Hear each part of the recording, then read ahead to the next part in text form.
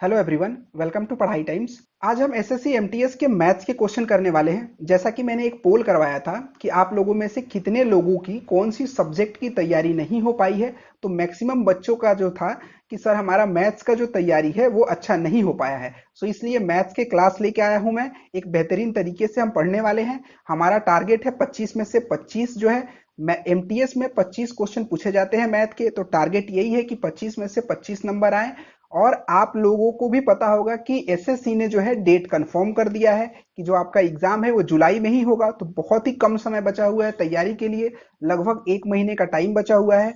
तो आप इस 1 महीने का पूरा यूटिलाइज करिए और अपने एक तैयारी को है अलग लेवल पे लेके जाइए। ये जो क्लास है ये मॉक टेस्ट टाइप का होने वाला है। इसमें जो है पहले मैं क्वेश्चंस जो भी आपको करा रहा हूं उसको आप पॉज करिएगा, वीडियो को अपने से सॉल्व करिएगा और कमेंट करके बताइएगा आपके टोटल कितने नंबर आ रहे हैं, यानी कि टोटल कितने क्वेश्चन जो हैं सही हो रहे हैं। इससे आपको भी एक अनुमान लगेगा कि आपकी तैयारी कितनी है। ये सारे जो भी मैं क्वेश्चन कराने वाला हूँ सारे प्रीवियस ईयर के क्वेश्चन है, तो इससे आपको भी अंदाजा हो पाएगा और मैं भी आपका समझ पाऊंगा कि आप लोग की तैयारी कितने लेवल की है, कि किस हिसाब से मुझे आप लोगों को आगे जो है क्वेश्चंस करवाने हैं। ठीक है, तो चलिए स्टार्ट करते हैं। उससे पहले अगर आप चैनल पे नए हैं तो चैनल को सब्सक्राइब करिए, वीडियो को लाइक करिए और ज्यादा से ज्यादा इस वीडियो को शेयर करिए।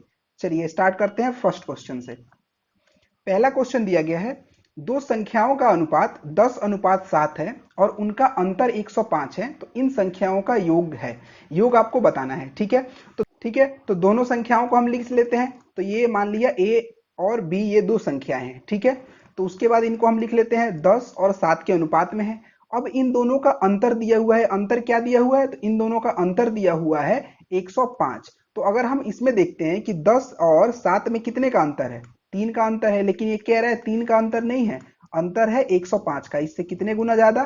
तो इससे 35 टाइम ज्यादा। तो वैसे ही संख्या ये क्या हो जाएगा? इससे 35 टाइम ज्यादा यानी 350। और संख्या बी की बात करें तो इससे 35 टाइम ज्यादा, ये क्या हो जाएगा? 7 पचे 35, 7 तरीके 21 और 3 24, 245। ठीक है, तो अब ये पूछा क्या है कि इन दोनों संख्याओं का योग, यानी कि इन दोनों संख्याओं का योग। तो ये दोनों संख्याएं हैं हो गई कितनी? तो 350 और 245 कितनी हो गई? ये 5 और 5 4 9, 3 2 5, यानी कि 595। ऑप्शन नंबर डी सही। कोई डाउट? अब देखिए ये तो हो गया एक टाइप। दूसरे टाइप से इसको हम कैसे सॉल्व करेंगे? तो सेकेंड टाइप से अगर हम सॉल्व करेंगे तो दो संख्या इसको हम ऐसे लिख सकते हैं, 10x और 7x। ठीक है, और इन दोनों का अंतर दिया गया है, तो 10x माइनस 7x बराबर कितना दिया गया है? ये दिया गया है 105। तो यहां से 3x बराबर निकल के आ गया 105। तो x बराबर ये कितना हो जाएगा? x बराबर हो जाएगा 35। तो ये पूछा है दोनों संख्याओं का योग, तो 10x और 7x कितना हो जाएगा? 17x। तो यहाँ पे x की वैल्यू हमें निकल के आ गई, तो 17 इंटू 35 बराबर 595। तो आपको जो विधि इजी लगे, जिस भी मेथड से आपको समझ में आता हो, वैसे आप क्वेश्चन को सॉल्व कर सकते हैं। ठीक है, चलिए आगे बढ़े। चलिए बढ़ते हैं आगे, देखते हैं अगला क्वेश्चन। अगला क्वेश्चन दिया गया है, यदि एक समबाहु त्रिभुज की भुजा 10 सेंटीमीटर है तो त्रिभुज का क्षेत्रफल ज्ञात करें। तो यानी कि समबाहु त्रिभुज क्या होता है? Equilateral triangle. इसकी भुजा दी गई है कितनी सेंटीमीटर? 10 सेंटीमीटर। हम भुजा को ए मान लेते हैं। ठीक है, तो भुजा जो दी गई है इसकी 10 सेंटीमीटर दी गई है और हमसे पूछा है त्रिभुज का क्षेत्रफल, यानी कि एरिया हमें बताना है। तो त्रिभुज का क्षेत्रफल होता क्या है बताइए? जी हाँ, बिल्कुल सही, ये होता है √3/4 ए स्क्वायर। ठीक है, ए यानी कि भुजा का स्क्वायर। ठीक है, तो अब यहाँ पे सिंपल हमको वैल्यू पुट कर देना है। √3/4, ए कितना दिया गया है? 10। तो यानी कि 10 का स्क्वायर क्या हो जाएगा? 100। तो अब ये 100 चला जाएगा किससे? 4 से अगर हम डिवाइड करेंगे तो क्या हो जाएगा? 25, यानी 25√3 आपका आ जाएगा आंसर। कोई डाउट? ऑप्शन नंबर बी हो जाएगा आपका बिल्कुल सही। ऐसे ही आपके एमटीएस में क्वेश्चन पूछते हैं। ये जितने भी मैंने लिए हैं, यहाँ पे डेट तो मैंने मेंशन नहीं किया है, लेकिन ये सारे प्रीवियस ईयर के क्वेश्चन ही लिए हैं। यही क्वेश्चन जो है पूछे गए थे पीछे के एग्जाम में। तो देख रहे हैं आप कितने इजी इजी क्वेश्चन पूछे जाते हैं। चलिए, आप लोग जरूर सारे क्वेश्चन को ट्राई करिएगा और कमेंट करके बताइएगा कितने आपके नंबर आ रहे हैं। ठीक है, और क्लास अच्छी लग रही है तो आप वीडियो को लाइक कर दीजिए। चलिए बढ़ते हैं अगले क्वेश्चन की तरफ। अगला क्वेश्चन दिया गया है, 200 मीटर लंबी ट्रेन 10 सेकंड में 100 मीटर लंबे एक प्लेटफॉर्म को पार करती है, तो ट्रेन की गति क्या है?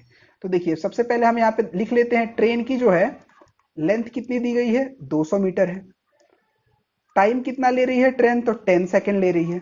और प्लेटफॉर्म की जो है लंबाई ये भी दी गई है कितना? 100 मीटर। उसके बाद हमसे पूछा क्या गया, हमसे पूछा गया है स्पीड। ठीक है, तो यहाँ पे अगर ट्रेन की हम बात करें तो ट्रेन में आपको एक पॉइंट याद रखिएगा कि अब अगर कभी भी ट्रेन किसी भी प्लेटफॉर्म को या किसी भी पुल को अगर पार करती है तो उस ट्रेन और प्लेटफॉर्म की दोनों लंबाई मिला के डिस्टेंस होता है। ठीक है, यहां तक कोई डाउट? डिस्टेंस जो है ट्रेन की लंबाई और पुल या प्लेटफॉर्म की लंबाई दोनों को मिला के होता है। अगर ट्रेन जो है किसी व्यक्ति, ठीक है, अगर ट्रेन किसी व्यक्ति पोल को अगर पार करती है तो केवल ट्रेन की लंबाई ही डिस्टेंस होती है। तो अगर ट्रेन को आपको, तो फॉर्मूला हमारा क्या होता है, डिस्टेंस बराबर हो जाता है स्पीड इंटू टाइम, यानी कि दूरी बराबर क्या हो जाता है, चाल गुणे समय। ये आपको पता है तो आप सारे जितने भी ट्रेन से क्वेश्चन आते हैं वो सारे कर लेंगे। ठीक है, तो चलिए यहाँ पे हम वैल्यू को पुट करते हैं। डिस्टेंस हमारा कितना दिया गया है, 200 मीटर। ठीक है, और डिस्टेंस मैंने क्या बताया कि डिस्टेंस क्या होता है, दूरी क्या होता है, ट्रेन की लंबाई या पुल और प्लेटफॉर्म को पार करे उसकी भी लंबाई दोनों जुड़ती है। तो यहाँ पे क्या हो जाएगी, प्लेटफॉर्म की लंबाई कितनी हो जाएगी, 100 मीटर बराबर स्पीड, स्पीड कितना है यहाँ पे, स्पीड हमें निकालना है और टाइम दिया गया है, टाइम कितना दिया गया है, 10 सेकेंड दिया गया। तो ये कितना हो जाएगा, 300 मीटर बराबर यहाँ पे 10 सेकेंड इंटू स्पीड, इंटू में है तो यहाँ पे क्या हो जाएगा। अब यहाँ से आप सिंपली इसको काट देंगे तो कितना हो जाएगा, ये हो जाएगा 30 मीटर प्रति सेकेंड। स्पीड आ गया हमारा 30 मीटर प्रति सेकेंड। ठीक है, कोई डाउट? ऑप्शन नंबर बी हो जाएगा हमारा सही। चलिए बढ़ते हैं अगले क्वेश्चन की तरफ। अगला क्वेश्चन जो है ये पढ़ते हैं।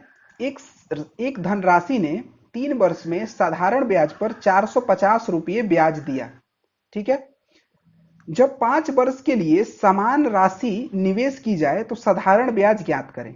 ये सिंपल इंटरेस्ट का क्वेश्चन है। सिंपल इंटरेस्ट बराबर होता क्या है, PRT अपॉन 100। ये तो सबको पता होगा, नहीं पता है तो इसको आप लिख लीजिए कि साधारण ब्याज बराबर होता है मूलधन गुणे ब्याज गुणे समय बट्टा 100।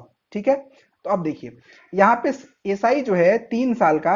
अब एक चीज यहाँ पे समझने वाली बात है कि जो सिंपल इंटरेस्ट होता है, जो साधारण ब्याज होता है, ये हर साल का सेम होता है। अगर मान लीजिए 10 अगर साधारण ब्याज पहले साल का आ रहा है तो दूसरे साल का भी 10, तीसरे साल का भी 10 आएगा।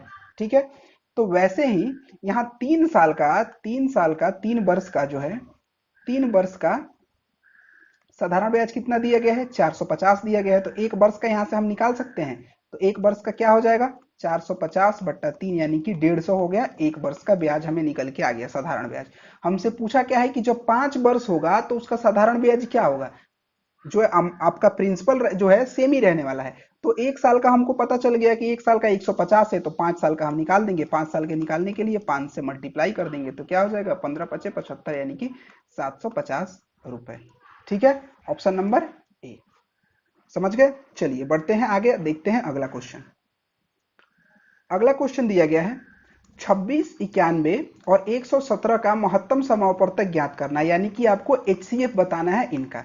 HCF होता क्या है, हाईएस्ट कॉमन फैक्टर। ठीक है, तो यहाँ पे लिख लेते हैं 26, 91, 117। ठीक है, अब देखिए HCF हम दो तरीके से निकाल सकते हैं। एक तो नॉर्मल जो आप लोग को स्कूल में जो पढ़ा होगा कि आपको सिंपली यहाँ पे भाग देना है और भाग दे के ऐसे निकाल लेना है। दूसरा यहाँ पे हम क्या करते हैं, हम दो जो भी नंबर दिए गए हैं उसमें से किसी भी दो नंबर का हम डिफरेंस देखते हैं जो आसपास के नंबर हो। तो आसपास के इसमें से नंबर कौन सा हो जाएगा, तो ये हो जाएगा 91, 117। ठीक है, क्योंकि 26 और 91 में ज्यादा का गैप हो रहा है, 91 और 117 थोड़ा नजदीक है। तो अब इन दोनों के बीच में हम गैप देख लेते हैं कि इन दोनों के बीच में गैप कितना है। तो इन दोनों के बीच में डिफरेंस कितना है, 6 और ये 26 का। तो जो भी डिफरेंस आता है उससे हम सारे नंबर को भाग दे के देखते हैं। अगर वो नंबर कट जा रहा है यानी कि उसमें भाग लग जा रहा है, जीरो शेषफल बच रहा है, तो वो ही हमारा क्या हो जाएगा, HCF हो जाएगा, यानी कि हाईएस्ट कॉमन फैक्टर हो जाएगा। ठीक है, लेकिन हम यहाँ पे जब भाग देते हैं 26 को तो 26 तो चला जाता है, लेकिन 91 से अगर भाग 26 में 91 को अगर भाग करेंगे तो देखेंगे कि यहाँ पे कुछ शेषफल आएगा, यानी कि ये 26 से नहीं जाएगा। तो जब नहीं जाएगा तब इसको इसका भी हम फैक्टर निकालेंगे। ठीक है, तो इसका फैक्टर निकालेंगे तो क्या हो जाएगा, 2 और 13। तो इसमें हाईएस्ट हम देखेंगे 13 से, तो 13 दूनी 26, 13 सत्ते 91 और 13 नवा 117, यानी कि ये 13 से चला जा रहा है, सारे से 13 से सारे संख्याओं में भाग लग जा रहा है। तो यहाँ पे क्या हो जाएगा, ऑप्शन नंबर बी 13। अब देखिए यहाँ पे ऑप्शन का भी यूज कर सकते थे, आपको चेक भी करने की जरूरत नहीं थी। जब यहाँ पे 2 और 13 आ गया तो यहाँ पे सिंपल 2 कहीं ऑप्शन में है ही नहीं, तो 13 ऑटोमेटिक है, चेक करने की जरूरत ही नहीं है। अगर 2 होता तो चेक कर सकते थे। ठीक है, एक तो ये हो गया। अगर ये थोड़ा अगर आपको कॉम्प्लिकेटेड लग रहा हो तो आप जो है जो बेसिक विधि है, बेसिक विधि से आप इसको सॉल्व कर सकते थे। अब 6 से यहाँ पे भाग दे देंगे तो ये क्या हो जाएगा 8, और 3 दूनी 6, 1 7 78, ये कितना बच गया आपका 3 13, 13 दूनी 26, यानी कि यहाँ से आपको निकल के आ गया HCF 13। 13 से आप तीनों में भाग दे देंगे तो या तो इस विधि से निकाल लीजिए या तो इस विधि से निकाल लीजिए, जो भी आपको इजी लगे उससे आप आराम से क्वेश्चन को सॉल्व कर सकते हैं। ठीक है, मेथड बेस्ट वही होता है जो अपने आप को समझ में आए, वही सुपर मेथड होता है। ठीक है, चलिए बढ़ते हैं अगले क्वेश्चन की तरफ। और आप सारे क्वेश्चन को पहले ट्राई करिए, ठीक है, कि आपकी कितने नंबर आ रहे हैं, कितने सही हो रहे हैं। चलिए बढ़ते हैं आगे। अगला क्वेश्चन दिया गया है, वह छोटी से छोटी संख्या है जिसे 12, 18, 20 और 60 से विभाजित करने पर प्रत्येक स्थिति में शेषफल 5 बचता है। यानी कि पहले तो इसके पहले हमने क्या पढ़ा था, HCF हाईएस्ट कॉमन फैक्टर, लेकिन इसमें बात हो रही है लोवेस्ट कॉमन फैक्टर LCM की। एलसी एलसीएम की इसमें बात हो रही है। छोटी से छोटी संख्या जब आ जाए तो उसको हम एलसीएम कहते हैं, बड़ी से बड़ी संख्या आएगी तो उसको हम एचसीएफ कहते हैं। ठीक है, तो हम अब क्या करेंगे, सारे नंबर का हम एलसीएम निकालेंगे। तो यहाँ पे 12, 18, 20, 60, इसका हम एलसीएम कर लेते हैं। तो एलसीएम आपको सबको निकालने आता होगा आई होप। ठीक है, तो यहाँ से आप 2 से कर दिया, फिर यहाँ पे हमने फिर 2 से कर दिया, 2 3 6 9, ये हो गया 5, ये हो गया 15। ठीक है, अब हम 3 से इसको भाग दे देते हैं, 3 एकम 3, 3 5 5। ठीक है, अब 5 से आई होप कि एलसीएम तो सबको आता होगा, किसी को कोई दिक्कत नहीं होगा एलसीएम निकालने में। ठीक है, तो अब इसका एलसीएम हम देख लेते हैं कितना आएगा। 2 दूना के 4, 4 3 12, 12 पच्चीस 60 और 6 3 18, यानी कि 180 आ जाएगा इसका एलसीएम। तो 180 ऐसी संख्या होगी जो कि इन सारे नंबर से भाग देने पे बिल्कुल कट जाएगा, कोई रिमाइंडर नहीं बचेगा, कोई शेषफल नहीं बचेगा। ठीक है, लेकिन ये क्या कह रहा है कि हमें शेषफल 5 चाहिए, तो इसमें हम अगर 5 ऐड कर देंगे तो ये क्या नंबर बन जाएगा 185। अब 185 में अगर किसी भी नंबर से आप भाग करेंगे तो आपको 5 शेषफल बचेगा ही। तो ऑप्शन नंबर हमारा क्या हो जाएगा, ए हो जाएगा। देखिए बहुत बच्चे यहाँ पे एलसीएम निकाल के 180 आ गया ऑप्शन टिक कर देते हैं, वो भी ऑप्शन में दिया रहता है। ठीक है, तो आपको यहाँ पे समझदारी दिखानी है और जल्दीबाजी नहीं करना। ठीक है, चलिए बढ़ते हैं अगले क्वेश्चन की तरफ। अगला क्वेश्चन दिया गया है, यदि एक घन का संपूर्ण पृष्ठ क्षेत्रफल 1944 वर्ग मीटर है तो घन का आयतन क्या होगा। यानी कि क्यूब का आपको टोटल सरफेस एरिया दिया हुआ है।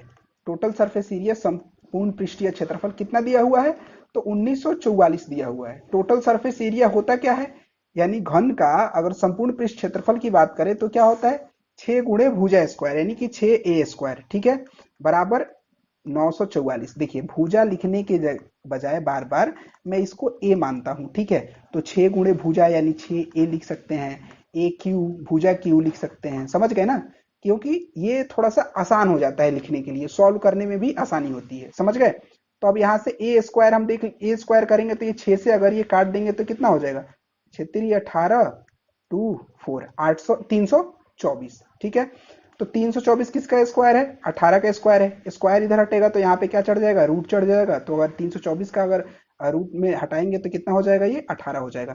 तो हमें भुजा निकल के आ गया कितना 18। ठीक है, तो हमसे पूछा क्या है, आयतन पूछा है। तो अब घन का आयतन होता क्या है, तो अगर क्यूब की आयतन की बात करें, वॉल्यूम की बात करें तो क्या हो जाता है, ये हो जाता है भुजा क्यूब यानी कि ए क्यू। तो ए क्यू यहाँ पे क्या हो जाएगा, अगर 18 का क्यू करेंगे तो 18 का स्क्वायर इंटू 18। अब यहाँ से यूनिट डिजिट से आप देख लीजिए, 8 चौके 32 2, तो यहाँ पे एक ही ऑप्शन ही है, ऑप्शन नंबर बी सही हो जाएगा। या तो आप पूरा सॉल्व कर लीजिए, तो थोड़ा सा स्मार्ट वर्क करिए, पूरा ना सॉल्व करने की बजाय आप सिंपल से क्या करिए, यूनिट डिजिट भी देखते रहिए। ठीक है, चलिए ये आपका काफी समय बचाएगा। अगला क्वेश्चन देखते हैं। अगला क्वेश्चन दिया गया है, अली 80 किलोमीटर प्रति घंटा की एक निश्चित दूरी तय करता है और 60 किलोमीटर प्रति घंटा स्कूटर पर सवार होकर प्रारंभिक बिंदु पर लौटता है, तो औसत गति ज्ञात कीजिए। अब देखिए एवरेज स्पीड का एक फॉर्मूला आप याद कर लीजिए, जो कि आपको कभी बहुत ही काम आने वाला है, 2xy बट्टा x प्लस वाई। ठीक है, इसको आप रट लीजिए, आई होप आप में से बहुत लोगों को याद होगा। इससे क्या होगा कि आपका काफी टाइम बचेगा, आपको सिंपल इस पे वैल्यू पुट कर देनी है। एक क्या होता है, x यहाँ पे 80 है और y क्या है 60 है। ठीक है, तो अब चलिए यहाँ पे पुट कर लेते हैं, 2 इंटू 80 इंटू 60 बट्टा एक्स वाई 60 प्लस 80 प्लस 60। ठीक है, अब यहाँ पे ऐड कर देंगे तो क्या हो जाएगा, 2 गुणे 80 इंटू 60 बराबर ये क्या हो जाएगा 140। अब यहाँ से आप सिंपल इसको काट दीजिए, 70, एक जीरो से एक जीरो काट दीजिए तो ये क्या हो जाएगा 8 छक 48, 480/7। जब इसको आप सॉल्व करेंगे तो ये क्या हो जाएगा 68.57 kilometre per hour. Option number B. ठीक है, चलिए बढ़ते हैं अगले क्वेश्चन की तरफ। अगला क्वेश्चन दिया गया है सॉल्व दिस। ठीक है, तो अब देखिए इसके लिए आपको बोर्ड मास पता होना चाहिए। बोर्ड मास, अगर आपको बोर्ड मास पता है तो ऐसे क्वेश्चन को आप बहुत ही इजी से और करेक्ट वे में सॉल्व कर लेते हैं। ठीक है, क्योंकि देखिए ये तो बहुत छोटा दिया है, बहुत बार काफी लंबा बड़ा क्वेश्चन देता है तो उसमें जो है कंफ्यूजन हो जाती है। तो इसलिए याद रखिए पहले ब्रैकेट को सॉल्व करना है, उसके बाद ऑफ को सॉल्व करना है, उसके बाद डिवाइड को सॉल्व करना है, उसके बाद मल्टीप्लाई को सॉल्व करना है, देन ऐड को, और देन सब्सट्रैक्ट को, माइनस को। ठीक है, तो आइए हम सॉल्व कर लेते हैं। यहाँ पे 108 माइनस 84 माइनस, ठीक है, अब ब्रैकेट को यहाँ पे हम सॉल्व कर लेंगे तो 4 प्लस 6, 3 में से 2 जाएगा 1, तो 6 इंटू 1 क्या हो जाएगा 1। ठीक है, 6 4 10, तो यहाँ पे हो जाएगा 84 माइनस 10, और यहाँ पे है 108 आपका। फिर 108 यहाँ पे हो जाएगा, 84 में से 10 जाएगा तो ये क्या हो जाएगा 74, और 108 में से 74 घटाएंगे तो ये क्या हो जाएगा 34। आपका आंसर आ जाएगा ऑप्शन नंबर बी। ठीक है, तो देखिए ये मैंने काफी जो है पिछले साल के जो भी क्वेश्चन पूछे गए थे वो क्वेश्चन मैंने लिए हैं, काफी आसान क्वेश्चन थे। अब आप लोग कमेंट करिए और बताइए कि कितने क्वेश्चन आपके सही हुए हैं। ठीक है, आपको पता चले कि आपकी तैयारी का लेवल क्या है। 25 में से 25 हमारा टारगेट है। और जीके के लिए मैंने पॉलिटी आर्टिकल का क्लास लिया है, बहुत ही बेहतरीन क्लास है। ठीक है, सो उसको आप लोग जाके देखिए, और थोड़ा वीडियो को लाइक करिए, शेयर करिए, दोस्तों के साथ भी शेयर करिए इस वीडियो को। ठीक है, तो चलिए मिलते हैं तब तक के लिए अगले वीडियो में। खुश रहिए, मुस्कुराते रहिए, and see you in the next video.